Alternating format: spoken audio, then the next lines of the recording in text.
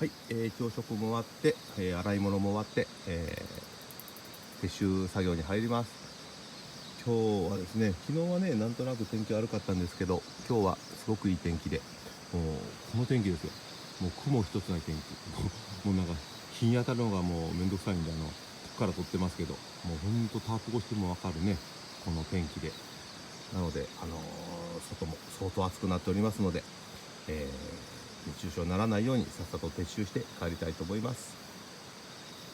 最後までご視聴ありがとうございました。河原そばでした。バイバイ。